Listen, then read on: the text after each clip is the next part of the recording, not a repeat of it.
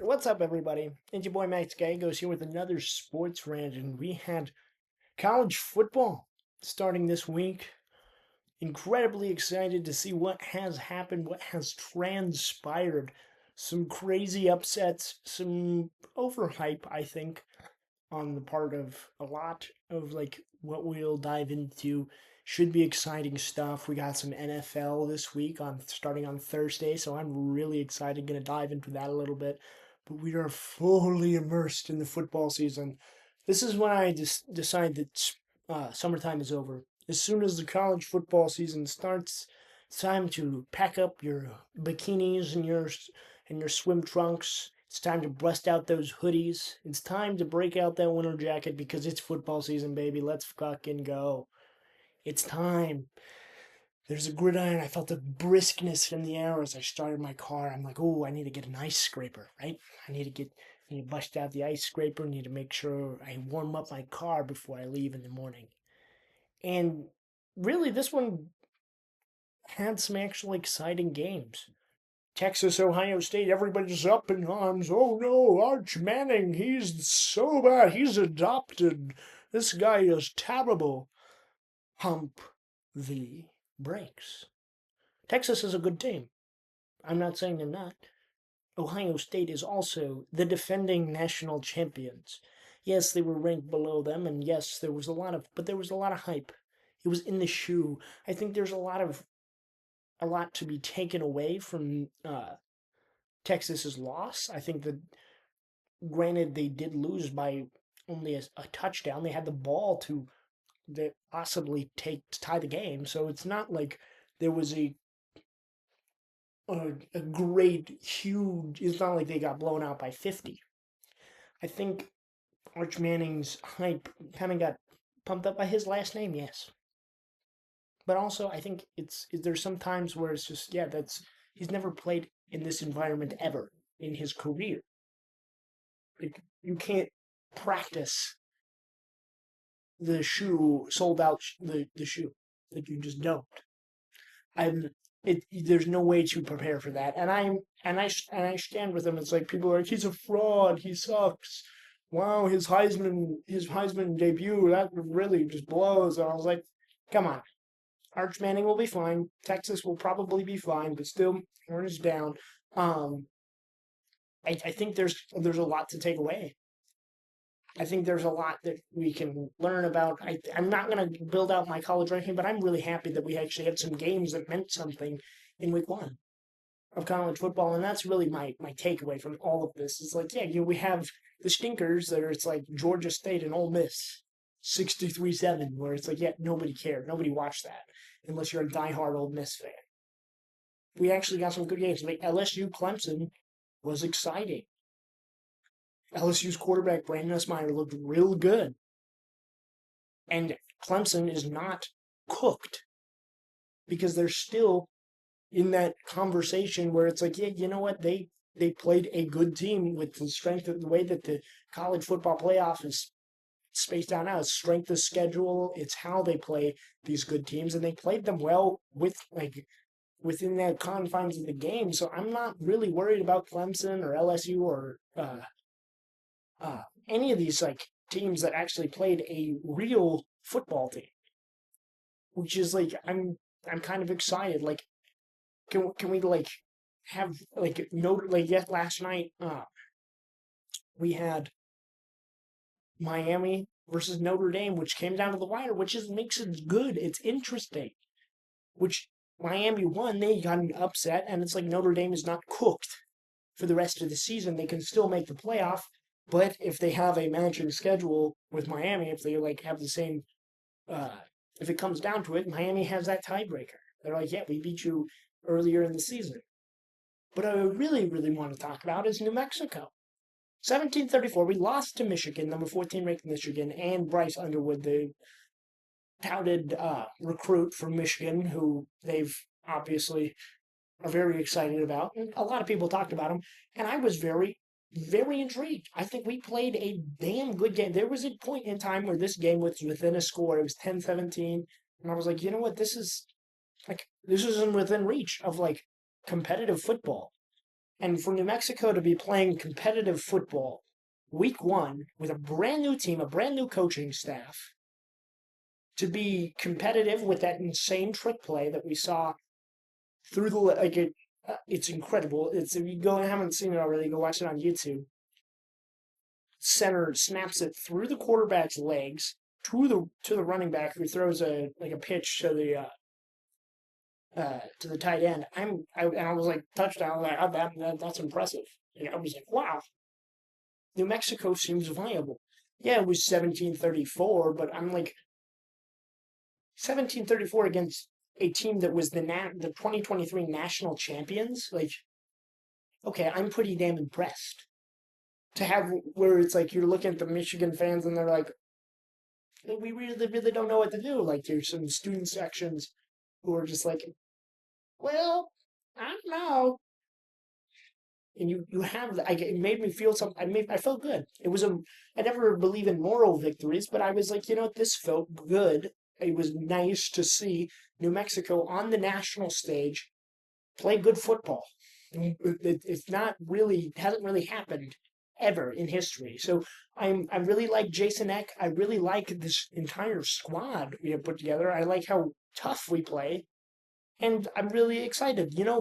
I feel like New Mexico played better than Alabama did against FSU. FSU wiped the absolute floor with them. And for Alabama, it just felt like they didn't fight. It's like this is the team that Nick Saban has had like a grip for like 20 years. And it obviously felt like they've left those days behind them. And being a Patriots fan, I understand what happens when a dynasty dies. There are telltale signs. It's like, oh, you're still good for a while because you still have that name recognition, that's stuff. But then there's some really ugly losses that kind of rear their ugly head. You might be good for a little bit longer than you think, but there are telltale signs. The telltale sign with me when I knew the Patriots dynasty was over is when we went 10-7 with Mac Jones. We went to the playoffs and we got obliterated by the Bills. 63-17, something like that. It was yucky. I don't even like to remember it. I turned off the TV after the first Dawson Knox touchdown. I was like, this is done. And this kind of feels very similar for Alabama. Kalen DeBoer. You have to turn this around right now, or you will be absolutely cooked. I've seen the graphic where Kalen DeBoer has lost 4 times to an unranked opponent. So he's like 16-4 versus his opponents, and versus unranked opponents 16-4, something like that. And then Nick Saban only lost 4 times in his entire career as a head coach to unranked opponents. It was like, I feel like a lot of people were comparing it to the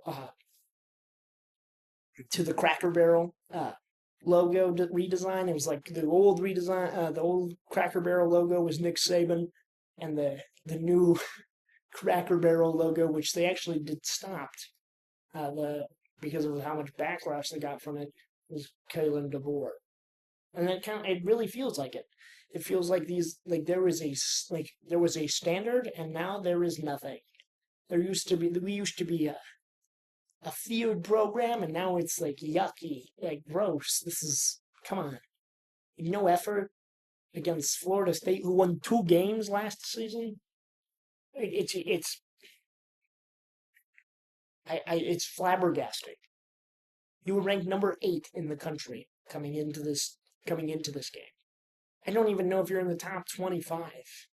You might stay in the top 25 because your name is Alabama, but realistically, you should not be at all. The NFL starts this Thursday. I'm so excited. And I have my week 1 predictions written down right here, and I'm really excited to share them with you guys. I am super excited. So first things first, we got Cowboys-Eagles, Thursday Night Football. This is the kickoff game. First Cowboys game without Micah Parsons. Real juicy. I don't think anything will stop the Eagles unless like literally a war breaks out in the middle of the stadium right then. I have the Eagles wiping the floor. Not really much.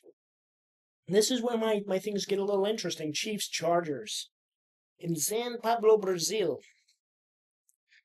I feel like the Chiefs take a step back this season. I feel like they have a rough, rocky start, especially without Rashee Rice, especially without being able to win 11 out of 11 one-score games. That does not happen. I have the Chargers in this game. Next game, Dolphins-Colts. I have the Dolphins just because Daniel Jones and Anthony Richardson, that entire that is gross. I want to stay away from that. That's a blah 1 p.m. start game. That's gross. Net yucky. Jets Steelers. I just have the Steelers just because this could be more of a coin flip and could be more interesting than we could think, but Justin Fields or an old Aaron Rodgers. I'd rather have old Aaron Rodgers than Justin Fields personally. But I'm not going to take it purely by quarterback. Jaguars at Panthers. I have the Panthers being one of my sleeper teams this season. I have the Panthers. In a kind of a shocking thing, Travis Hunter's debut. I think the Panthers are a team to look out for. That they are good. I know a lot of the jokingly, like the conspiracies online where it's like, will they play the Jaguars? It's like, I don't know. I'm excited for that team. I have Saints Cardinals. I think the Saints are the worst team in the NFL, so I'm going to have the Cardinals winning that game. Commanders Giants. I have the Giants winning this football game. I'm very impressed by Jackson Dart. I am very impressed by their entire defensive line. I by the way they played in the preseason. I know it's a little bit of a hot take. I know it probably will come back to bite me in the ass, but I think the Giants are one of those teams also that kind of just comes out of the blue. It's like, hey, you know what? The Giants are decent. Maybe not like playoffs, maybe, but I think they come out like 8-9, 9-8, maybe making a playoff push. I think they have improvement, which I mean, they can only go up from here. Then we got Falcons Bucks. I'm going with the Bucks here. I think the Falcons just without their offensive line, they've lost a lot of offensive line. The right tackle, as of recently, the Bucks are just more. They are just the marquee of the NFC South, and until they're proven otherwise, I'm going to have them there at number one in that playoff spot. I think they're pretty damn good. They got that nice wide receiver from Oregon. I think they're going to be nice and nasty. Then we have Browns, Bengals. Browns are another team that I think are just going to be atrocious this season. Their only thing that they have better than the Saints is they have Myles Garrett, and I have the Bengals beating them out just barely in this game. Bengals, Browns, it's just like this, it's yucky. These a lot of their yucky games. But here's an interesting game that I think will be a fun early morning slate game. Raiders, Patriots. I have the Patriots. I got to stay a homer. I got to stay with this one. But I like Travion Henderson. I like Drake May. Drake May, year 2. Will Campbell, year 1. I think this is all going to be where it kind of gels together. I really like Vrabel. Vrabel seems very good. I think this is a good game, though. I think Pete Carroll is going to coach up that Raiders defense, and I think the Raiders are going to be another really. These are the two teams I think are very sleepery. Yeah, they can be very good. Geno Smith is a good quarterback. I know. But I just have the Patriots as winning out this one just from my own personal biases, because I think also Ashton Jeanty is going to be an incredible running back, but there's just there's so much there. I mean, you can flip a coin. I flipped the coin and I went with my bias. I'm going 49ers Seahawks. I have the Seahawks taking this win. I know a lot of people have been talking about how weak the Niners' schedule is. And I say bullocks to that shit. I think the Niners are just not going. I think they're older, they're clunkier, and I don't think they're going to be nearly as good they have years past. If Christian McCaffrey is half as good as he was, I mean, you know what? I could be wrong, but I think the Seahawks are younger, faster, smarter, better. I think they take a leap. We forget that they won 10 games last season, and I think they're another team that I feel like could come out of this season, and we think a lot more highly of Sam Darnold and this entire Seahawks team. But we will see. I will take notes, and we'll see. I'll look back on these predictions, and I will see after week one the aftermath. Uh, then we got Titans Broncos. I think Cam Ward, it's great. He's a great football player, but I do not think he goes into Denver and does anything magically spectacular to beat Sean Payton in his NFL debut. That being said, though, I do have a lot of hope for Cam Ward. It's Tennessee. I'm not really clocked in. It's not really something you really want to look at as a football fan. I think the Broncos win pretty easily. Packers Lions. This one's easy now. I was debating constantly when I was making this list, but now with Micah Parsons, I think the Packers are a Super Bowl contender. Like beating up on the Lions. They will beat up the Lions without their coordinators, without there is so much more you have to add, and it's not like you're bringing in a new quarterback or a new wide receiver, or you've got to learn like some certain things. This is a pass rusher. It's at some point it's just go get the quarterback. He will be an instant plug and play, instantly become an impact. His back thing will disappear rather shortly. I think he would just needed a contract, and I think the Packers are an up and up team, and I think they win the NFC North, in my opinion. Then we got Rams Texans. I have the Texans in this one. I feel like the Rams, if Matthew Stafford is not healthy, they will be bad. But if they are like another really wild card team where I think if Matt Stafford is healthy and on his P's and Q's, they are easily in the Super Bowl conversation. But if he's not, they are really really bad. But I just have the Texans in this just because I'm putting a little bit more trust in C.J. Stroud right now as a quarterback. Just going whenever you go granular with the offensive line, defensive line. I think it's a closer game than we think, but I'm gonna just take the Texans just because of how they play, where they are right now as a football team. Then we have Bills Ravens. This one's going to be pretty damn fascinating. I think the Ravens pull this one out. I feel like they have a lot of animosity and vendetta against this Bills team, especially after the heartbreaking loss in the playoffs last season. I'm really up on Lamar Jackson as I hope he takes a step forward in this season. I'm hoping for that. We're hoping to see another MVP caliber season from him, and then we got Vikings Bears. I think the Vikings. I trust me. I love JJ McCarthy, but I just don't think he is on that same level. I think this is a great bounce back for the Bears, who are one of my concerned teams. I think if they can win 8 games or 9 games, I think they'll be in that improvement stage. I'm not seeing a great playoff ideas from them, but that NFC North is a lot more competitive than we've seen, even more than last year. Then yeah, I'm I'm excited. I'm super excited. Football is back, baby. We are here. Every game matters. Everything's important. And if you want my live reaction, my institution, please come back to another sports rant. I love you guys. I appreciate y'all. But yeah, that is probably going to be the video and the podcast. Let's head out. Peace.